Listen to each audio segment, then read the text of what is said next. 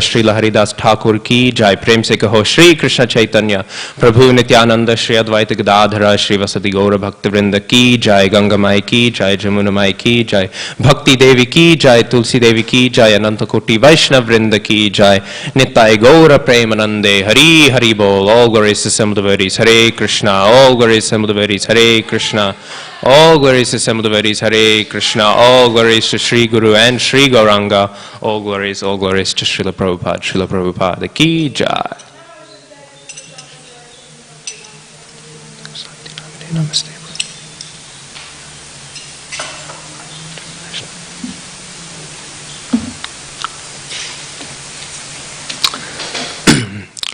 Om Namo Bhagavate Vasudevaya.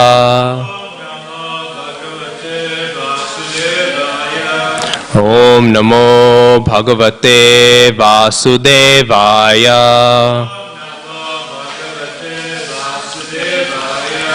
Om Namo Bhagavate Vasudevaya.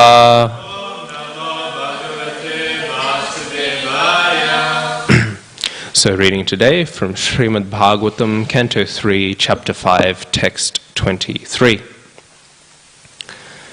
Bhagavaneka asedam agra atmatmanam vibhuhu atmechanu gatavatma nanamattyupalakshanaha Bhagavaneka asedam agra atmatmanam vibhuhu atmechanu gatavatma nanamattyupalakshanaha Bhagavaneka asedam agra atmatmanam vibhuhu atmechanu gatavatma nanamattyupalakshanaha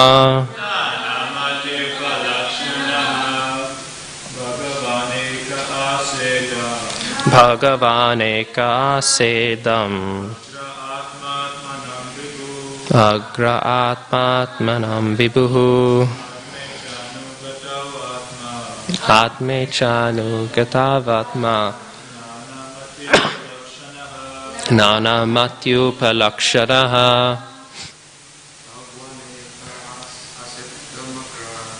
Bhagavaneka asedam agra atmatmanam vibhuhu atmechanu gatavatma nanamattyupalakshanaha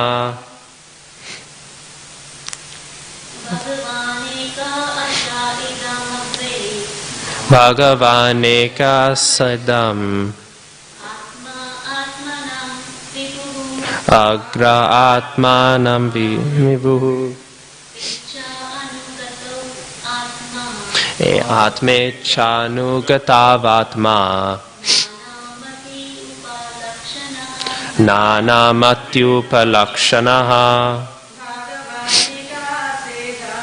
Bhagavaneka asedam agra atmatmanam vibhuhu atmechanu gatavatma nanamattyupalakshanaha Bhagavan, the personality of Godhead. Ekaha, one without a second. Asa, was there. Idam, this creation. Agre, prior to the creation. Atma, in his own form. Atmanam, of the living entities. Vibhuhu, master. Atma, self. Ichha, desire. Anugatao, being merged in. Atma, self. Nana mati, different vision. Upalakshanaha, symptoms. Translation. The personality of Godhead, the master of all living entities, existed prior to the creation as one without a second. It is by his will only that creation is made possible, and again everything merges in him. This supreme self is symptomized by different names. Purport. The great sage here begins to explain the purpose of the 4 original verses of the Srimad Bhagavatam. Although they have no access to the Srimad Bhagavatam, the followers of the Mayavad, impersonalist school, sometimes screw out an imaginary explanation of the original 4 verses.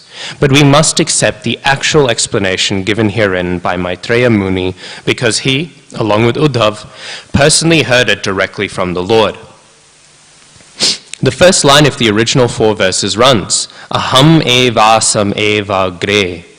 The word aham is misinterpreted by the Mayavad school into meanings which no one but the interpreter can understand. Here aham is explained as the supreme personality of Godhead, not the individual living entities. Before the creation, there was only the personality of Godhead.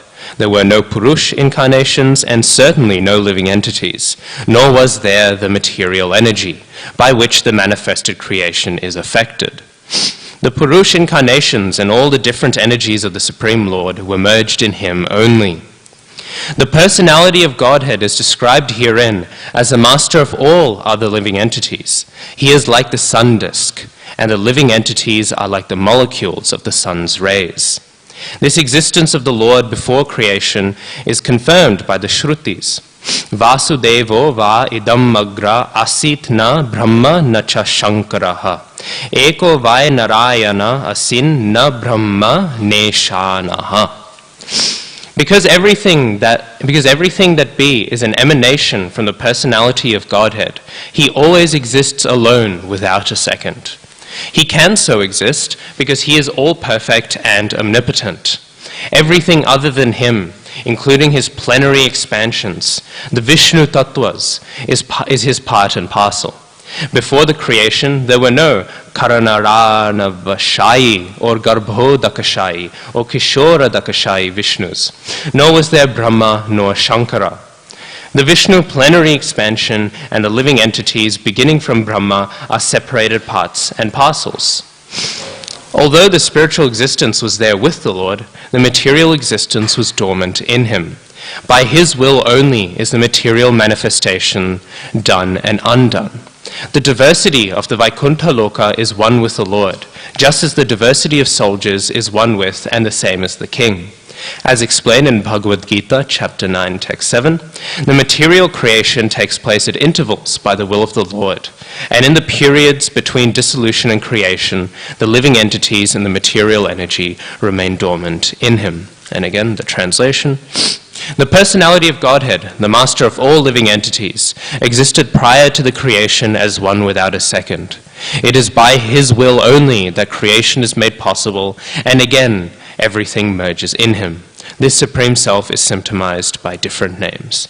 Translation and purport by His Divine Grace A.C. Bhaktivedanta Swami Srila Prabhupada Ki Jai.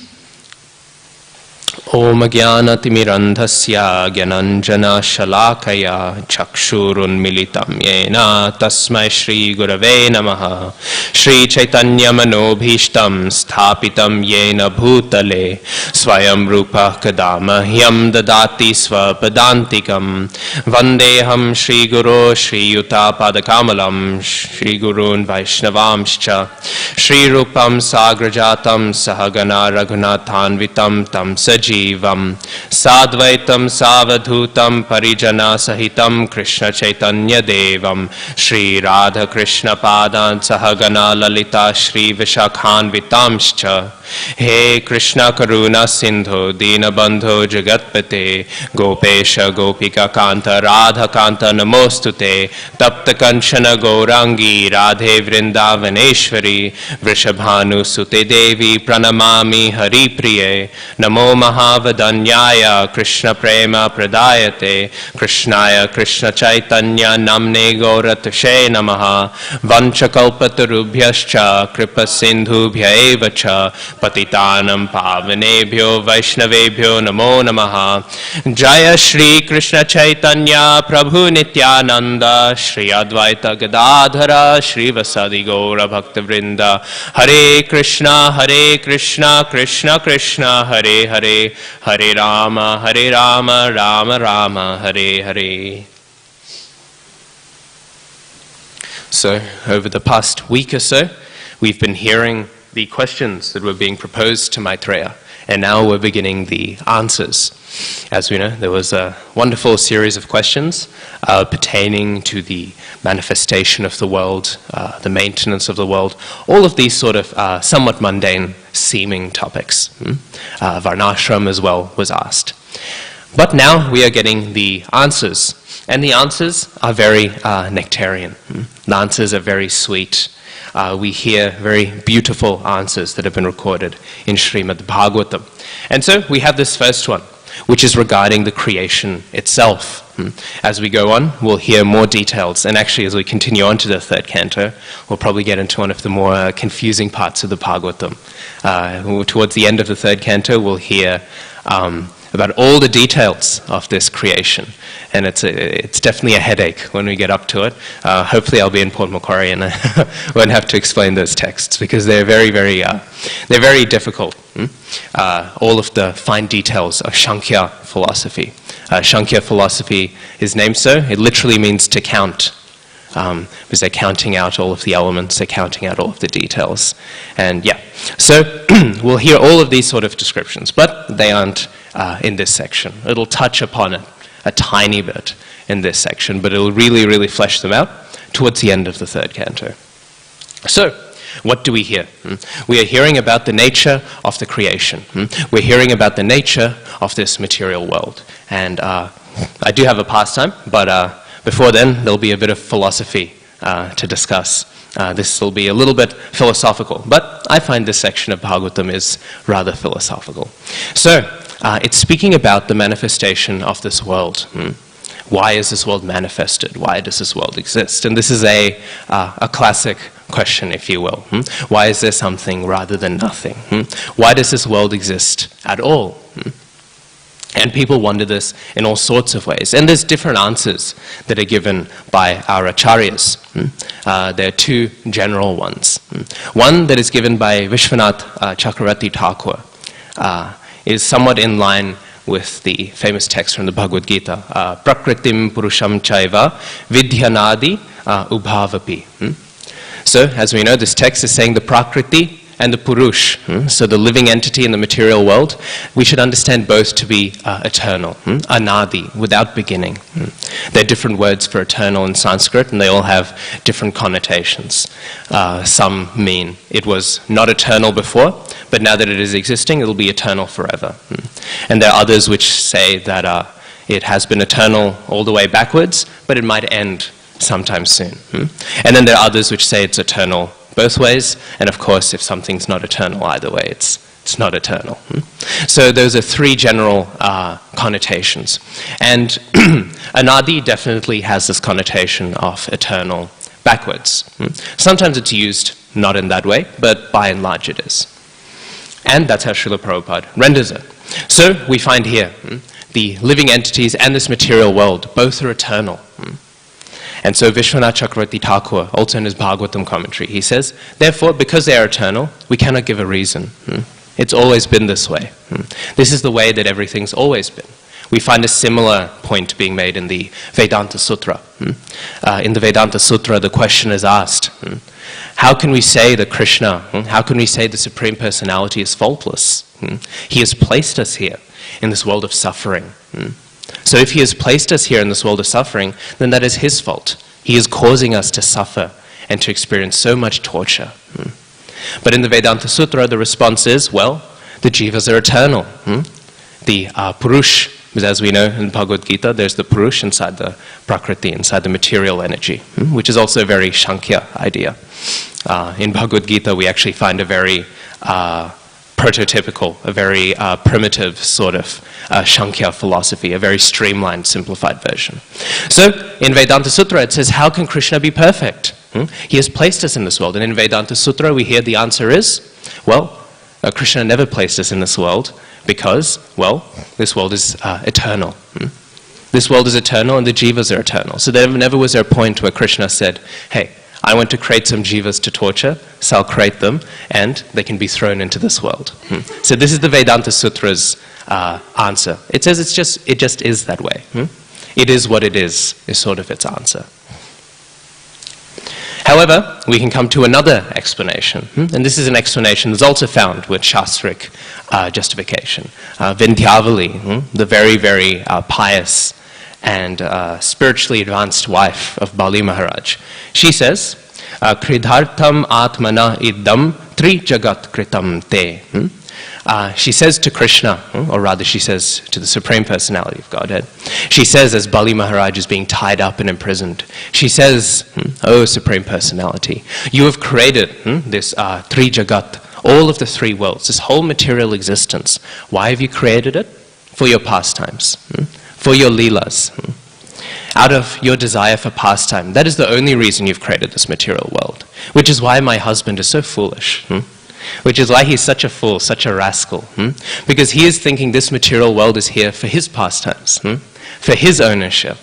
He is thinking like this, but actually it is for your pastimes, and you own everything.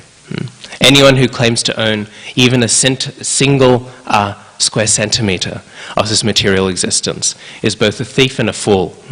A thief because he is trying to own what is not his, and a fool because he is trying to own what can never be his. So therefore, he is a fool. And so Vindhyavali, she chastises her husband in this way. And this is the description that's given by Srila Bhaktivinoda Thakur. In Jaiva Dharma, we find in chapter 16. There is the new devotee, Vrajanath is his name. And he's there and he's taking shiksha from Babaji. Jaiva Dharma is a very interesting text. Bhaktivinoda Thakur, very, very much. Often we hear about Bhaktivinoda Thakur's pastimes, and we hear Bhaktivinoda Thakur, he's restoring the dignity to our parampara by bringing up traditional Gauriya Vaishnavism. Traditionally we hear this, Bhaktivinoda Thakur is like this, and Bhaktisiddhanta Saraswati Thakur Prabhupada, he is the great innovator. He is the one who's introducing sannyas. He is the one who's introducing all of these new expressions of Gauriya Vaishnavism in order to help preach. This is how we hear it normally, right? But Bhaktivinoda Thakur actually, and we can see this whenever you go to like Vrindavan or Mayapur, you'll find on the murtis it'll say, who is the father? Who is the person who first conceptualized this international preaching, this wave of the Krishna consciousness movement? It's Srila Bhaktivinoda Thakur. So in many ways we can say Bhaktivinoda Thakur, he had the vision, and Srila Bhaktisiddhanta Saraswati Thakur implemented the vision, and Srila A.C. Bhaktivedanta Swami Prabhupada, he fulfilled the vision. We can say it like this. So Bhaktivinoda Thakur, in conceptualizing this mission, in thinking of this mission, he did very many progressive and new things. And one of the things he did was he saw this genre of writing that was very, very brand new to India, the novel. The whole idea of a novel is a Western genre. It's not an Indian genre of writing. But Bhaktivinoda Thakur, he saw it, and he said, well, everything can be engaged in the Sankirtan. Everything can be engaged in glorification of Krishna. And so he decided to do what? He wrote a few Bengali novels. Prema Pradeep is another one, and Jaiva Dharma is the one we're discussing here. And sometimes people, they miss. Of course, we should not think that this book is fictional. Anything that the great acharyas have written has happened somewhere, somewhen. Maybe not in this universe, maybe in another universe, maybe in a previous day of Brahma. But always, any thought that passes through the purified minds of the pure devotees happens somewhere, because it's not conditioned like ours, or at least mine. My conditioned mind, it can create so many falsehoods, so many things that aren't exactly true, because it's material, and therefore it can speculate here and there. But the great devotees, their minds are not in the mode of goodness. They're in the mode of transcendental goodness, Shuddha Sattva. And therefore everything they think has happened somewhere. That being said, regardless of whether it's happened or not, and it definitely has happened, Bhaktivinoda Thakur, he's actually being very humorous. He's being very intentional. He's using a lot of features of satire as well. At the beginning of Jaiva Dharma, there's a sannyasi, and he's meant to represent, dried up impersonalism, and eventually he becomes a devotee. And his name is Sannyasi Maharaj. And this is done intentionally by Bhaktivinoda Thakur. It's meant to be a little funny. It's a bit like, I don't know if in school, and if you read Bones, it's like a part of the curriculum in Australia. We read this book called Bones. And in it, the big villain, the position of authority, his name is Mr. Sir. So it's a bit like this. Sannyasi Maharaj is like Mr. Sir. It's a bit of a comical name. Here is all the grand title of being a sannyasi, and not only is he that, he is Sannyasi Maharaj. So it's meant to be a little funny when Bhaktivinoda Thakur, he describes this. So anyways, so as the story goes on, the whole format is this novel, and in this novel there are these wonderful conversations of a person learning the very, very basics of Krishna consciousness and going all the way to the highest points of Krishna consciousness. So it's very, very sweet and very, very educational. And at one point, so the devotee, he's taking shiksha from this Babaji. And this devotee, his name is Rajanath. And because he has decided to become a devotee, he has decided to take up to Krishna consciousness, his grandmother and his mother, they become very anxious. I hope he doesn't become one of those renunciates. I hope he doesn't renounce this material world. So they become very, very eager to arrange a marriage for him. And they're looking for a wife all the time. They're looking for a wife constantly. And they'll bring it up every single meal, it's described. It's described he started fasting. Because he couldn't stand it. Every meal he would sit down and they'll say, oh, what about this girl? Ooh, what about that girl? So he was very much tortured because he was thinking, I just want to think about Krishna. I don't want to think about getting married. But they were very insistent. And Bhaktivinoda Thakur, he makes a point. In the whole family, every single person, especially the women, were all ganged up against Rajanath, saying, hey, what about this girl? Hey, what about that girl? And Rajanath was there, and he was the only one in his family who was saying, I just want to worship Krishna. This is all that I want. Stop mentioning all of these details. So like this, and the strife would get worse and worse and worse. At one point, Rajanath, he would only eat a small bit every day so that he would be able to avoid these conflicts. And at one point, it stopped being because he was avoiding the conflicts, and it started being because he was caused so much suffering. He was so upset, he was so disturbed by the pressure, by the constant fighting, that he just didn't want to eat. And so he thought, my only shelter is what? The devotees. And so he wished to go to Babaji Maharaj, but he couldn't, because it was raining and storming. Even more torture.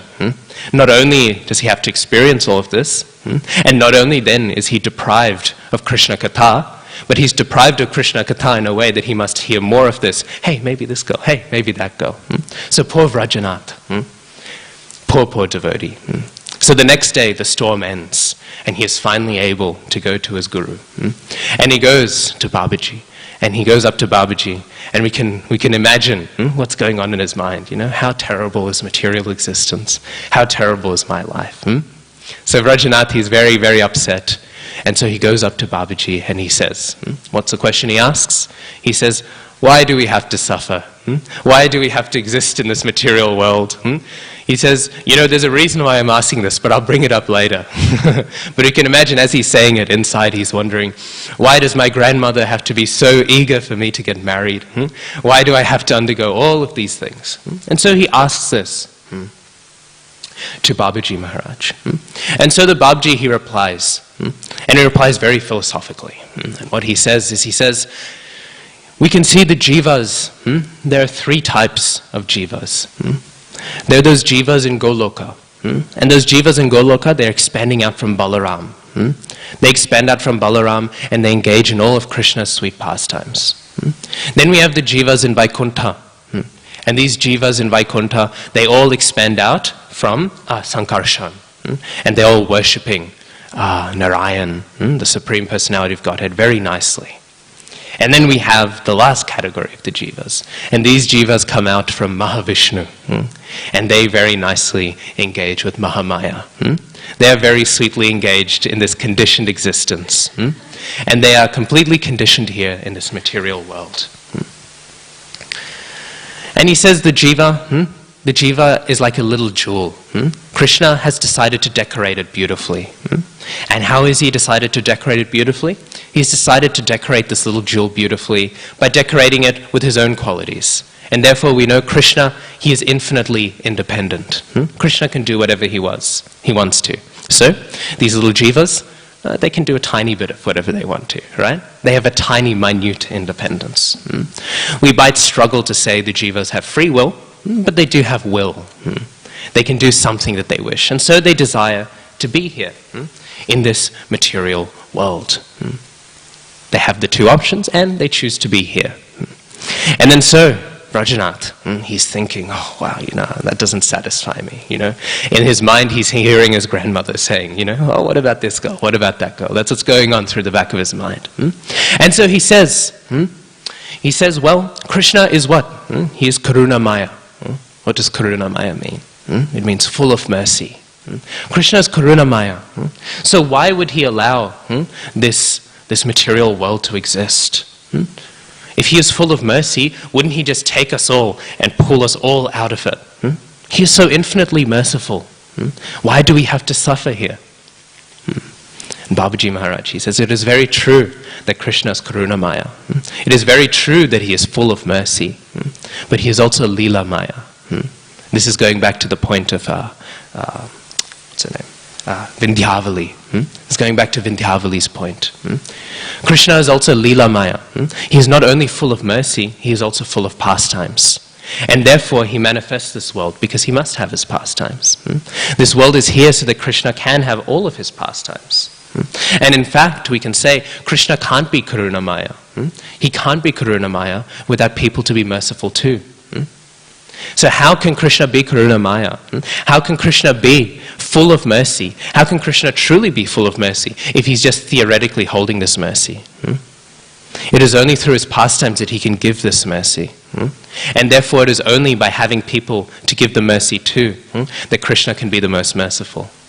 If there are no conditioned souls for Krishna to manifest his pastimes to, if there are no conditioned souls for Krishna to pour his mercy on, then how can we say Krishna's Karunamaya? How can we say he is full of mercy? So therefore, in order for Krishna to be full of mercy, he must be full of pastimes. And in order to be full of pastimes, in order to be full of mercy, this material world must exist. So this is Babaji's response, a very satisfying response, I find. But still, Rajanath, he's very, very disturbed, so this won't do. And so Rajanath, he asks, he says, why? Why does it have to be so much suffering? Why does there have to be so much suffering? I understand there has to be a material world, but why must there be so much suffering? So Babaji Maharaj, he says two things. Firstly, he says there actually is no suffering, or rather, there's actually only suffering.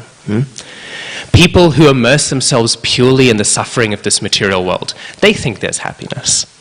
Because the lesser sufferings are a little better than the other sufferings, and therefore they point to that and they say this is happiness, right?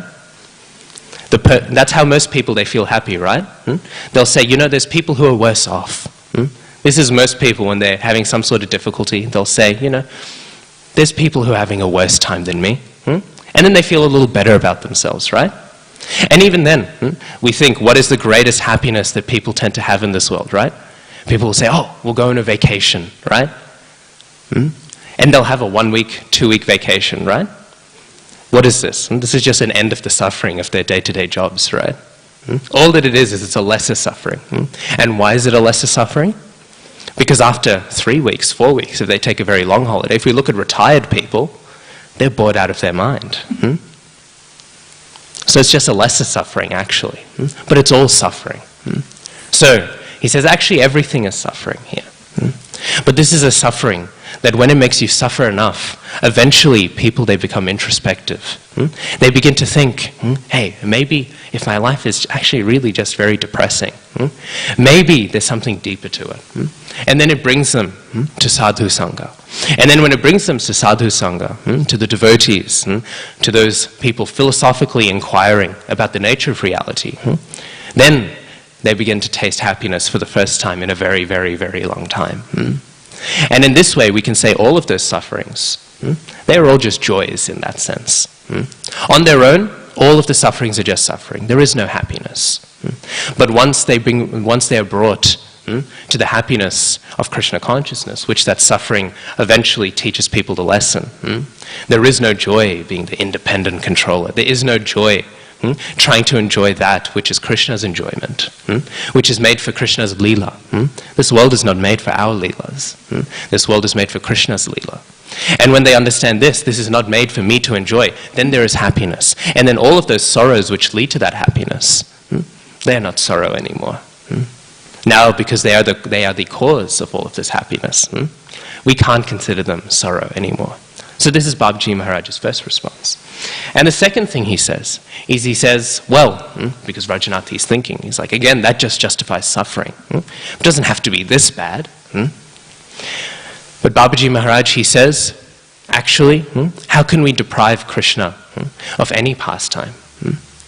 With all these varieties of suffering, every variety must exist, every possibility must exist for Krishna's Leelas to be complete. What do we know about Krishna? He's raso vaisaha. He is the completion, he is the fulfillment of all rasas. And therefore, all of these variations of suffering that are there, they must be available to Krishna. They must be available for Krishna's pastimes, so that Krishna can show he is the most merciful by bestowing his mercy on each one of those. So there's all these varieties, all of these different types of pains and sufferings. Why? Because Krishna is Leela Maya. He is full of pastimes, and therefore he must have the pastime of saving this individual, of putting his mercy upon that individual, of how his devotees have met this individual in this suffering and this point and that point. So without the full range of pastimes in this material world or in the spiritual world, Krishna cannot be Krishna. Krishna cannot be Leela Maya. And if he is not Leela Maya, then he is not Krishna. Then he is some other person. Because Krishna is full of pastimes. He is Leela Purushottam. He is that great personality tasting all of these pastimes. So in this way, Babaji Maharaj, he's very, very nicely giving all these answers to Vrajanath. And so in this way, Vrajanath, he is getting all of his questions answered. And then he tangents off and starts asking other questions. He says, how are the jivas chained to this material world? And Babaji Maharaj, he says, there are three chains. There are three metals which are used in the chains that bind the souls to this world. They are ignorance, passion, and goodness. The three modes of material nature, those are the three metals. Very, very nice descriptions he gives, but then it goes off topic a little. And if you read the rest of Jaiva Dharma, after reading Prabhupada's books, you can read Jaiva Dharma, you'll find the story actually goes back and forth. Just in case you're wondering what happens with his marriage, right? So what happens is he keeps on saying, no, I won't do this. And actually his relatives, they all give up.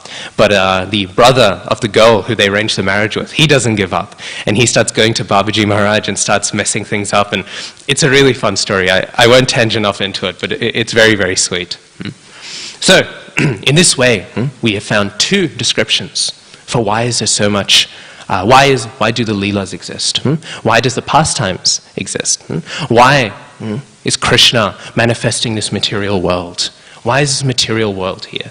And we found two answers. One is, it is what it is. Krishna is anadi adi govindaha, sarva karana karanam. He is a cause without any cause. He is an origin without any origin. And he is the cause of all causes. So in this way, we can say, how can there be an origin for anything that Krishna does? It's causeless. And therefore it is what it is. The jivas have always existed. The material world has always existed. Sometimes it becomes manifest and unmanifest, but it's always there. And we have the other description, that actually it's because of Krishna's pastimes. Krishna desires pastimes, and therefore he manifests this world. And then So Actually, these two answers, they aren't contradictory. They aren't two different answers. Actually, ultimately, they're one and the same answer. We can find that God is generally described in the vague descriptions we'll find in Greek philosophy. And don't worry, I won't bore you all by getting into Greek philosophy. But in Greek philosophy, we'll find one basic definition that's always given for God is he is the unmoved mover. He is the unmoved mover. He's a mover who is not moved by anything else. He is a cause that is not caused by anything else. This is what God is. And so this is what Krishna is. And so, but we can wonder something then. What causes something that can't be moved by anything else to move? What causes the unmoved mover to move? What can cause something that has no reason to move to move? And then we can ask, why does anything exist at all? If Krishna is completely satisfied inside himself, and he is, we say Atmarama refers to the self-satisfied devotees, but Atmarama also refers to Krishna. Krishna is also Atmarama. He is also satisfied within himself. So if Krishna is Atmarama, then why would he do anything? Why would Krishna feel the need to do anything? He's fully satisfied. People do something when they want something. So why would Krishna do anything at all? So this is a question that's often wondered. But we know Krishna is doing something. Why do we know Krishna is doing something? Because this material world exists. This material world cannot exist on its own. It must be manifested. And therefore Krishna is doing something. So there we understand something very, very peculiar. That being, that personality, which has no reason to do anything, is doing a lot. And we know this as well from Shastra. He's doing so much. And this is a confusion only because we're used to this material existence. We're used to this material existence where people do things because they need something. They do something because there's a lack. People work to get money because they need money, and they need money because they need food, and they also need money because they need, to watch TV and watch movies and whatever else. People have all of these needs, and therefore they act. And this is karma. This is karma, action. But Krishna, he is not performing karma. He is performing lila. He is lila maya. And therefore Krishna's pastimes are the opposite. And they're very hard to understand. Because Krishna's pastimes are what happens when somebody who doesn't need to do anything does something. This is why they're called pastimes. This is why sometimes we can translate the word lila as playing. Because playing is the closest thing that we can understand to Krishna's pastimes. They're still very far away, but they're the closest thing. Because people play. They play when they're somewhat satisfied, right? People play when they're just happy. It's an expression of their happiness, if you will, right? It doesn't make sense. Dancing, singing, all of these things, right? They're an expression of some small feeling of completion that people have, right? So Krishna, he's infinitely complete, and yet he's doing something. So what is that thing that he's doing? It's lila. He's celebrating his completeness. He's celebrating his fullness. And it's all coming out as dance, as music, as play. These are things that aren't caused. Nothing causes dance. Nothing causes music. These things are very causeless in their nature, right? There is no logical reason that creates them. And therefore, the ultimate form of causeless reality is Krishna dancing, is Krishna playing. So this lila, this pastime, this is very much the same as it just is what it is. Because dancing just is what it is. You cannot explain it. The singing just is what it is. And what is the singing and dancing of Krishna? We hear in the Brahma Samhita so famously, every step is a dance, every word is a song in the spiritual world. If every word is a song, then what is the singing like? If every step is a dance, then what is the dancing like? So, this is Krishna, Lila Maya, the uncaused cause. And again, what is uncaused action but dancing, playing, a celebration of his fullness. And as that celebration pours out, everything else pours out. This is why Krishna, he has his Shakti, he has his energy. We know the energies, they exist there to agitate. Krishna has all of his devotees. Krishna has his Dham. They are all manifestations of his Shakti. This material world is a manifestation of his Shakti. All the jivas are a manifestation of his Shakti. And those Shaktis are one and different to Krishna. Why? Because they are Krishna himself agitating himself into action. Krishna has pastimes because he has his devotees to push him along in his pastimes. right? Krishna has pastimes because sometimes his Gopa friends, sometimes they run away from him and he has to run towards them. Suddenly now, the uncaused cause is caused to do something. Suddenly now, Krishna, he is caused to act because of his shaktis, his energy, which are independent of him and also are part of him. Achintya bheda bheda tata, right? Very confusing. But in this way, we can understand. So actually it all pours out from there. From there, in Goloka Vrindavan, where Krishna is playing with his friends, where Krishna is wonderfully reciprocating with Mother Jashoda. In this way, there's some movement. Suddenly the unmoved mover is moved. And from there it all sort of pours out, like a flower sort of blossoming. It all blossoms out and all the other further domains of existence come out. Everything else there is expanding from therein.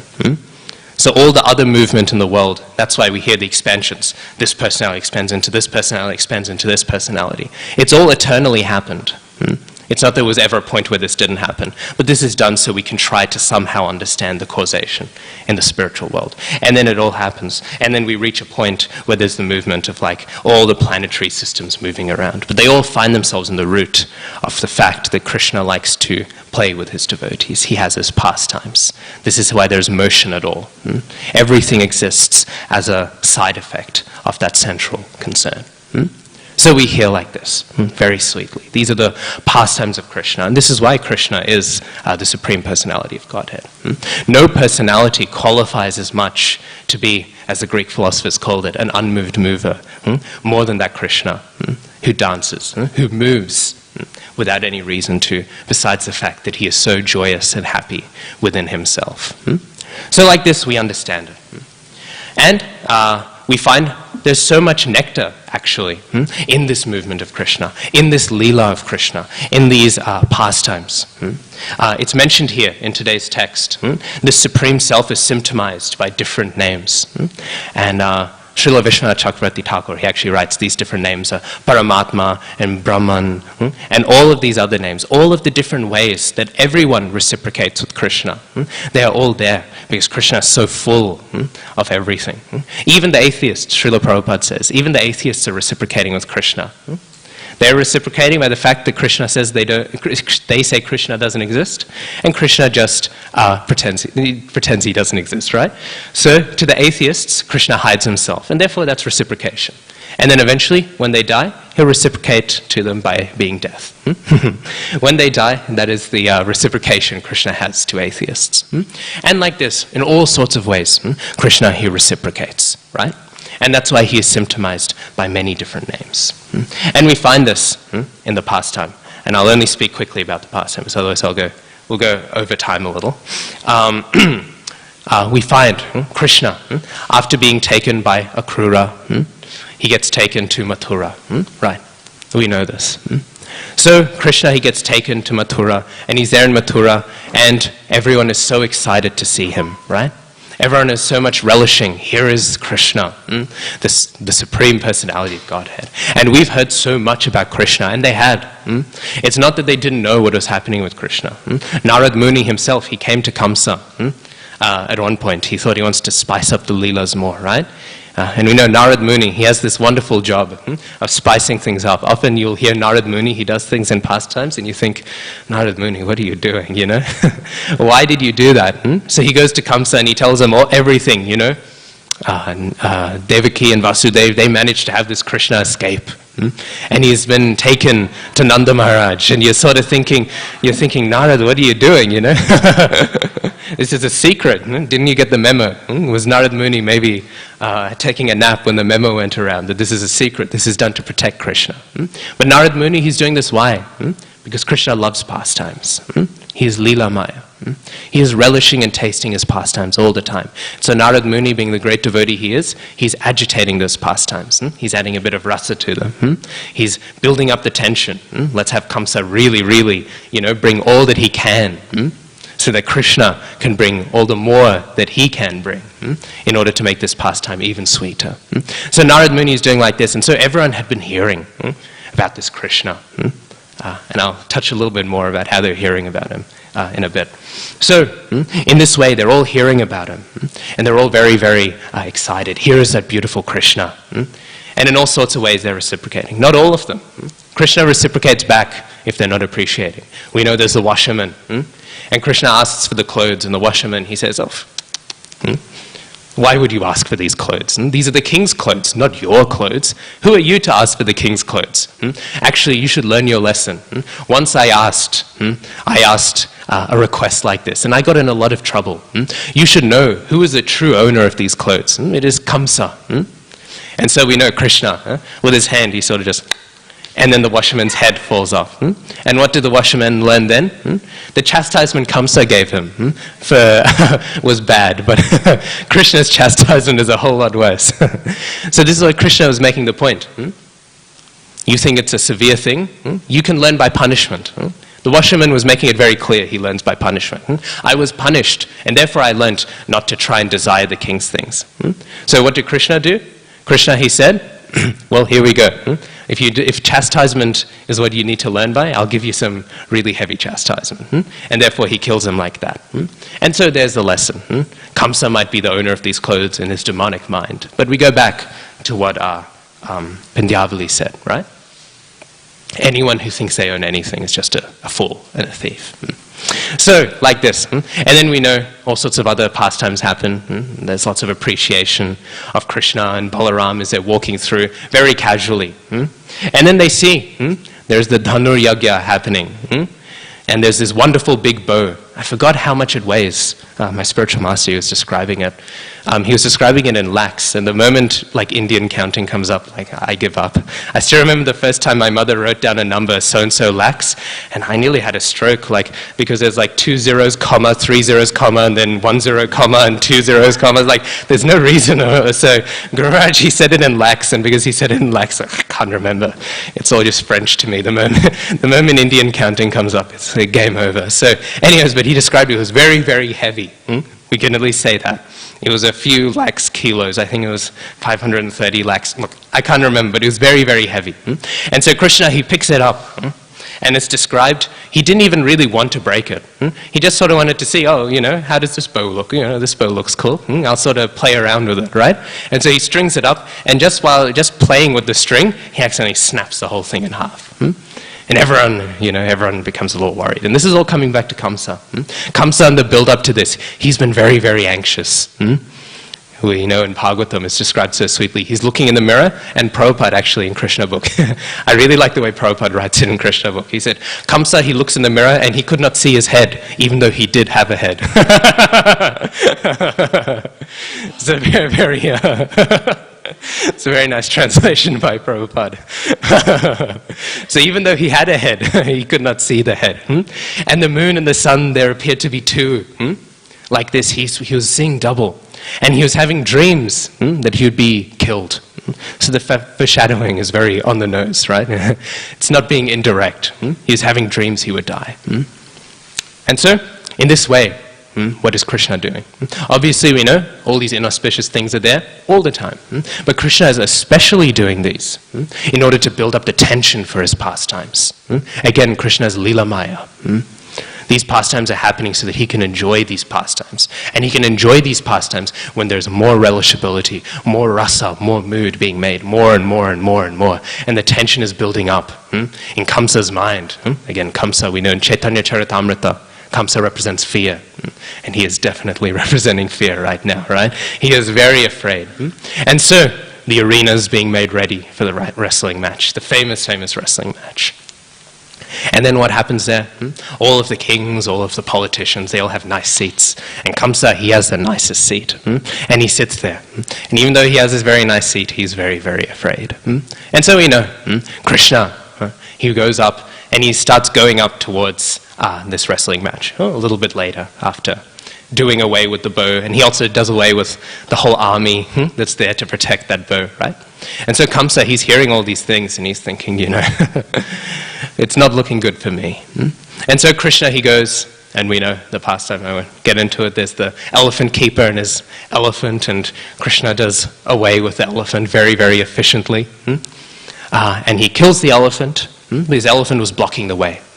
And so Krishna, he turns up. And what happens? He enters into the wrestling match. And what does everyone see?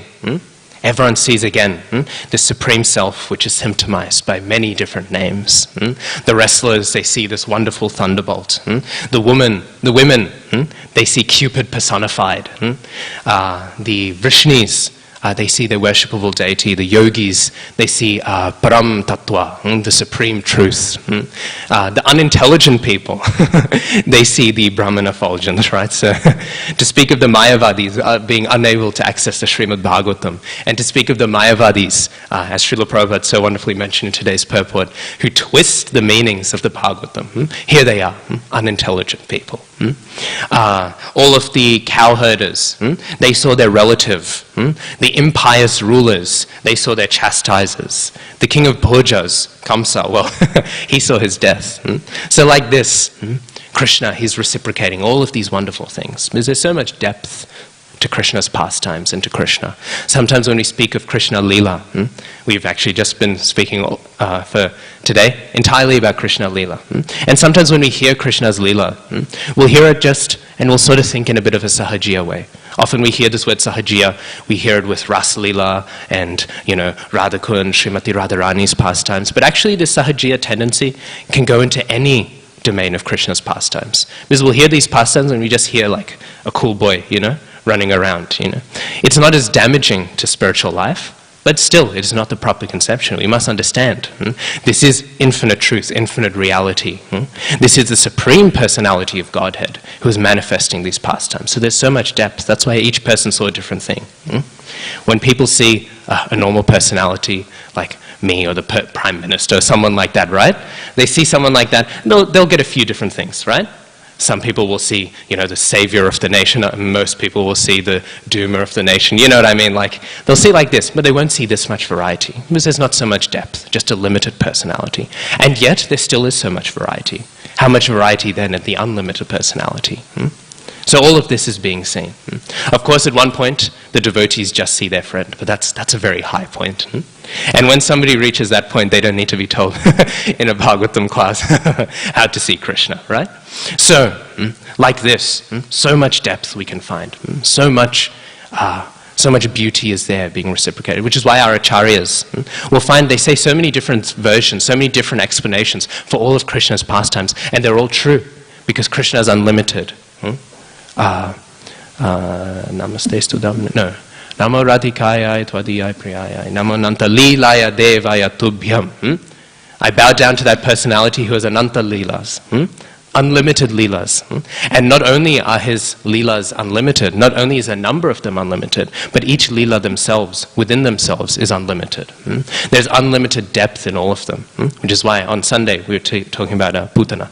And there's so many different descriptions given.